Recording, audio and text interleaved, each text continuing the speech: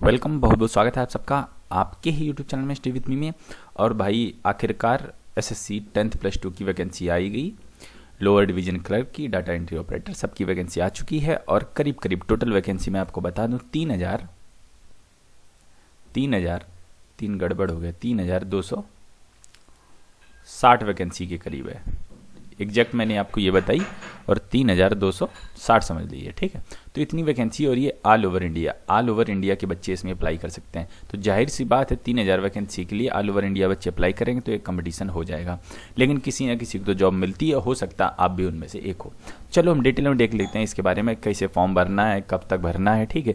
इसका सिलेबस क्या है, एग्जाम वगैरह कैसे होने वाले, Tier 1 Tier 2 वगैरह, ठीक है। स्किल टेस्ट वगैरह क्या पूछा जाएगा स्किल टेस्ट में, आपकी पेमेंट कितनी होगी, अपीयरिंग में हो, कक्षा 12 इसमें एग्जाम देने वाले हो, आप अप्लाई कर सकते हो कि नहीं, सारी छोटी छोटी लेके मोटी मोटी बातें सारी की सारी हम इसमें वीडियो में देख लेंगे। तो चलिए शुरुआत करते हैं। और अगर आप प्रथम बार विजिट कर रहे हो सब्सक्राइब कर लो, ये तो बहुत ज़्यादा जरूरी। देखो combined higher secondary level examination, इन्होंने ये 2018 लिख रखा है, यहाँ पर गलत लिखा है, ये 2019 होना चाहिए यहाँ पर, ठीक है। नोटिफिकेशन हो जाता है कभी कभार, ह्यूमन एरर, इंसानों से गलतियां। तो देखो डेट ऑफ आपकी जो है ना, कब से सबमिशन ऑनलाइन फॉर्म शुरू हो जाएंगे, 5 अप्रैल से, ठीक है। जनवरी फरवरी मार्च, ये मार्च अप्रैल नहीं, तो आज ही 5 तारीख है, आज से ही आपके ऑनलाइन फॉर्म शुरू हो गए। 5 मार्च से आपके फॉर्म शुरू हो चुके और 5 अप्रैल तक चलेंगे, चौथा महीना अप्रैल होता है, ठीक है।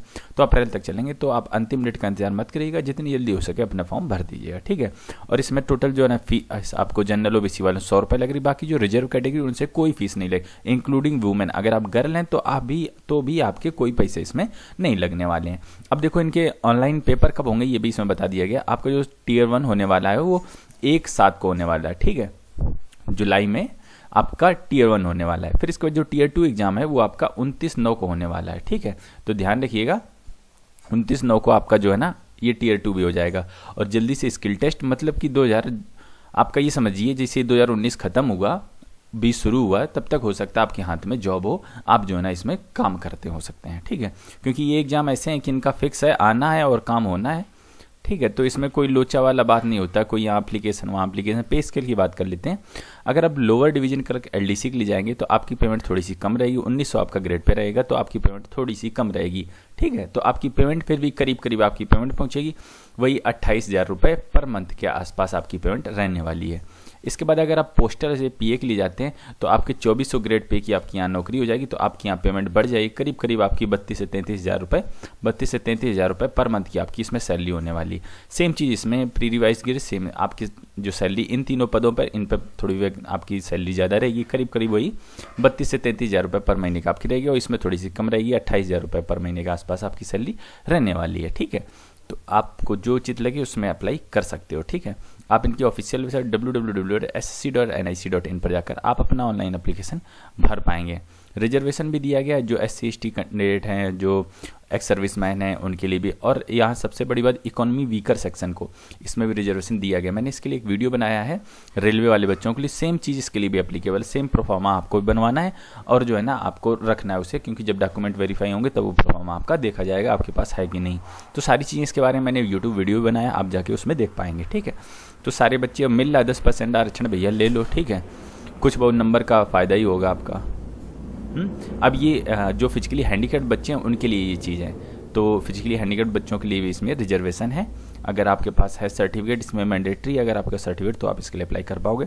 भारत का कोई भी नागरिक इसमें अप्लाई कर सकता है, नेपाल भूटान के भी बच्चे इसमें अप्लाई कर पाएंगे। अब देखो उम्र सीमा की बात, ये बड़ी ज़रूरी है। आपकी उम्र सीमा 18 से 27 साल, लेकिन डेट कौन सी है, 1/8/2019 है।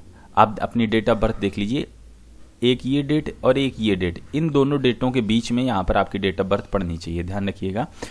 एक ये डेट और एक ये डेट, इन दोनों डेटों के बीच में आपकी डेट ऑफ बर्थ पड़ गई तो मतलब आप उसके लिए एलिजिबल हो, या आप अपनी उम्र काउंट कर लो, इस डेट से अपनी गणना कर लो, 18 से 27 साल के बीच में होने चाहिए, ठीक है। तो ये बात हो गई। और देखो रिजर्वेशन है, SC ST 5 साल की छूट, OBC 3 साल की छूट, फिजिकली 10 साल की छूट।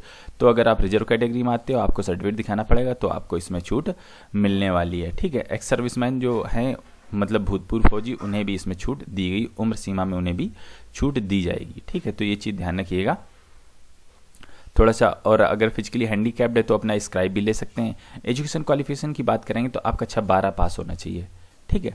तो एलडीसी के लिए, इन सब के लिए आपको जो है ना कक्षा 12 पास होना चाहिए। लेकिन अगर आप डाटा एंट्री ऑपरेटर के लिए जा रहे हो तो आपको जो है ना कक्षा 12 तो होना चाहिए, लेकिन साइंस स्ट्रीम में होना चाहिए गणित के साथ में, तो आप डाटा एंट्री ऑपरेटर के लिए जा सकोगे। बाकी अगर बायोलॉजी वगैरह आर्ट्स से किसी कुछ भी कर रखा है तो आप लोअर डिवीजन क्रैक के लिए जा सकते हो, ठीक है। तो ये बात मैंने आपको बता दी, इंपॉर्टेंट बड़ी अंदर की बात थी, इसलिए मैंने आपको बताना उचित समझा, ठीक है। अब हाउ टू अप्लाई, ये वेबसाइट है, इस वेबसाइट पर जाकर आप अपना फॉर्म भर पाएंगे। 5 अप्रैल अंतिम डेट है, तो इससे पहले पहले अपना फॉर्म भर दिए। और सब लोग भरो फॉर्म, क्योंकि इसमें कोई ज़्यादा फॉर्म फीस नहीं, 100 रुपये है जनरल ओबीसी वालों से, और बाकी लोगों से कोई फीस इसमें नहीं ले। वुमेन कैंडिडेट ये देखो लिख रखा है, तो हम पहले इसके बारे में बता चुके हैं, ठीक है।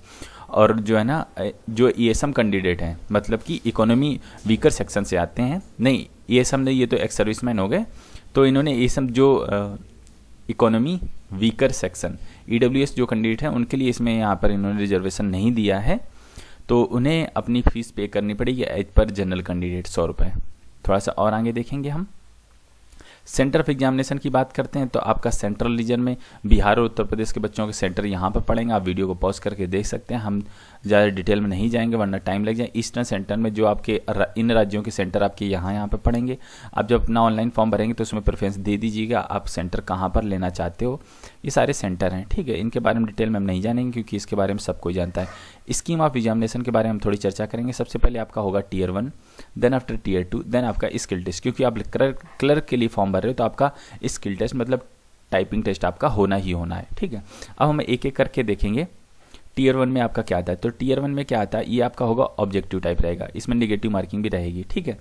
तो आपका टीयर 1 में 4 चीज़ें पूछी जाएंगी। एक तो अंग्रेजी पूछी जाएगी, रीजनिंग जनरल इंटेलिजेंस पूछी जाएगी, और गणित पूछी जाएगी, और जनरल अवेयरनेस पूछी जाएगी, ठीक है। तो number of question maximum mark, मतलब एक क्वेश्चन 2 नंबर का हो, 25 क्वेश्चन 50 नंबर, सबके 25 क्वेश्चन 50 नंबर, सबके 25 क्वेश्चन 50 नंबर, ये चीज़ होगी। और टोटल 60 मिनट आपको मिलेंगे, ठीक है। तो अगर आप फिजिकली हैंडीकैप्ड, अगर आप स्क्राइबर मतलब अपना राइटर रखते हो तो आपके लिए 80 मिनट मिलेंगे, बाकी लोगों को 60 मिनट मिलेंगे। तो ये बात हो गई। और ये ऑब्जेक्टिव टाइप होगा, एक क्वेश्चन रहेंगे उसके 4 आंसर। अगर आपने गलत किया 1/4 नंबर आपका काट लिया जाएगा, ठीक है। क्योंकि टोटल 2 नंबर का है एक क्वेश्चन, तो आपका 1/4 हुआ आधा नंबर, तो इतना नंबर आप इसे काट लिया जाएगा। तो जितना है बस उतना ही करिएगा, ठीक है। तो फिर इसके बाद जो सब फाइनल रिजल्ट आ जाएगा, फिर नंबर नॉर्मलाइज किए जाएंगे, ठीक है। तो नॉर्मलाइज जो नंबर आएंगे वो आपके मेरिट लिस्ट में काउंट होंगे। ध्यान रखिएगा, जो आपका टीयर 1 है इसका भी जो चीज़ है, जो आपके नंबर आए वो आपकी मेरिट लिस्ट में काउंट है। अब देखो जनरल इंग्लिश में क्या आ जाएगा, spot error, fill in the blanks, ये सारी चीज़ें, वन वर्ड सब्स्टिट्यूशन वगैरह आपसे इसमें पूछा जाएगा। वीडियो को पॉज करके आप इसे भी देख पाएंगे। जनरल इंटेलिजेंस में क्या आएगा, आप यहाँ देख सकते हैं फिगर क्लासिफिकेशन, वर्ड बिल्डिंग वगैरह। आप वीडियो को यहीं पे पॉज करके आप डिटेल में एक बार पढ़ लीजिए, आपकी नज़रों में आ जाएगा। गणित में क्या पूछा जाएगा, number system, fundamental arithmetic, algebra, geometry हो गई, ठीक है। इसमें तो बहुत चीज़ें पूछ लेते हैं, जियोमेट्री हो गई, मेंसुरेशन हो गया, ट्रिग्नोमेट्री भी, हाइट एंड डिस्टेंस वगैरह, sine square theta plus cos square theta, static charts वगैरह भी आपसे पूछे जाएंगे। इसके बाद जनरल अवेयरनेस की बात आती है, तो जनरल अवेयरनेस तो आप जानते हैं सब कुछ कवर कर लेता है, ये चीज़ें आपसे पूछी जाएंगी, ठीक है। अब देखो टीयर 2 जो आपका डिस्क्रिप्टिव पेपर, इसमें आपको लिखना पड़ेगा, 100 नंबर का होगा, पेन एंड पेपर मोड में आपका रहेगा, आपको लिखना पड़ेगा, ठीक है। 20 minute compulsory time will be also provide in the candidate eligible for scribe, मतलब कि एक्स्ट्रा टाइम उन्हें मिलेगा जो फिजिकली हैंडीकैप्ड वाले बच्चे जिनके पास स्क्राइबर है। The paper would come writing, आपको ऐसे लिखना पड़ेगा 200 से 250 वर्ड का, ठीक है। या फिर एंड लेटर आप सबको, एक तो ऐसे लिखना पड़ेगा, दूसरा लेटर लिखना पड़ेगा, वो भी 150 से 200 वर्ड का, मतलब आपके 2 क्वेश्चन रहने वाले 100 नंबर के, ध्यान रखिएगा, ठीक है। थोड़ा सा और आगे बढ़ेंगे। और इसमें मिनिमम क्वालिफाइंग मार्क्स भी हैं, 33% आपको नंबर लेके आने हैं, और जितने ज़्यादा नंबर आ जाएंगे वो आपके मेरिट में काम देंगे, क्योंकि टीयर 1 और टीयर 2 से मिलाकर आपको मेरिट लिस्ट बनेगी। जो आपका स्किल टेस्ट है ये सिर्फ क्वालिफाइंग नेचर का, आपको सिर्फ क्वालिफाई करना है, ठीक है। तो मैं आपको नीचे बता देता हूँ, देखिए यहाँ पर लिख रखा है typing test will be only qualify nature. और एक चीज़ मैं आपको यहाँ पर और बताऊँ कि जो अपीयरिंग के बच्चे हैं, जो इस बार कक्षा 12 का एग्जाम दे रहे हैं, वो बच्चे भी इसमें अप्लाई कर पाएंगे, ठीक है। तो डाटा एंट्री ऑपरेटर के लिए आपको क्या चाहिए, स्पीड आपकी होनी चाहिए 8000 की depression per hour on computer, ध्यान रखिएगा 8000 की डिप्रेशन पर आवर, तो ये चीज़। और आपकी duration of test will be 15 minutes and printed matter English counting will be 2000 से 2200 की डिप्रेशन वुड बी गिवन। तो आपको मतलब कि इतना होना चाहिए, लेकिन आपको 15 मिनट का सिर्फ टेस्ट कराएंगे, उसमें कम से कम आप 2000 से 2200 के आसपास वर्ड टाइप कर लें। 15 मिनट का आपका टेस्ट होगा डाटा एंट्री ऑपरेटर के लिए। मैंने आपको स्किल टेस्ट की बतानी, ये सर आपको क्वालिफाई करना है, इसमें आपको कोई नंबर वगैरह नहीं मिलने वाले हैं, ठीक है। अगर आप कंट्रोल एंड ऑडिट जनरल के ऑफिस में अगर आप डाटा एंट्री ऑपरेटर बनेंगे तो उसके लिए 15 मिनट का टाइम मिलेगा, लेकिन आपको वर्ड यहाँ ज़्यादा टाइप करना, जो बच्चे ज़्यादा टाइप कर लेंगे। उन्हें जो है ना यहाँ पर जो कैग आपकी एक संस्था है, मानी हुई संस्था है, तो इसमें आपको जो है ना क्लर्क बनने का मौका मिलेगा। तो ये बात हो गई इसकी। अब थोड़ा सा और आपको नीचे लेके चलते हैं, कुछ काम की बात आपको और बताना चाहेंगे, ठीक है। टाइपिंग टेस्ट फॉर LDC के लिए, पोस्टल असिस्टेंट के लिए क्या है, आप यहाँ पर देख सकते हैं 30 वर्ड पर मिनट की आपकी टाइपिंग स्पीड होनी चाहिए, ठीक है। और 35 वर्ड पर मिनट 30 करस्पॉन्ड अबाउट इतने की डिप्रेशन पर आवर, अबाउट ना की पर आवर रिस्पेक्टिवली। कहने का मतलब ये है कि आपको इंग्लिश मीडियम में टाइपिंग स्पीड आपकी 35 की होनी चाहिए, ठीक है। और जो है ना ऑप्शन फॉर हिंदी मीडियम के लिए उनकी 30 की होनी चाहिए। मतलब आप कोई एक चूज कर सकते हो, या फिर आप 35 वर्ड वाली इंग्लिश में टाइप कर लेना, या फिर आप 30 वर्ड वाली हिंदी में टाइप कर लेना, कोई एक ही आपको चूज करनी है, ठीक है। और मैं आपको एक चीज़ और बता दूं, जो आपका Tier 2 का एग्जाम है, Tier 2 का एग्जाम है, जो सब्जेक्टिव है उसमें आप सिर्फ हिंदी लिखिएगा या फिर आप सिर्फ इंग्लिश लिखिएगा, बीच में हिंदी इंग्लिश मत कर दीजिएगा, फिर वो नंबर कट जाते हैं आपके। तो कोई एक ही लैंग्वेज चूज कीजिएगा, उसी में अपना आंसर दीजिएगा, ठीक है। तो ये मोस्टली चीज़ें हम डिस्कस कर चुके हैं, और अपीयरिंग वाले बच्चे इसमें अप्लाई कर सकते हैं।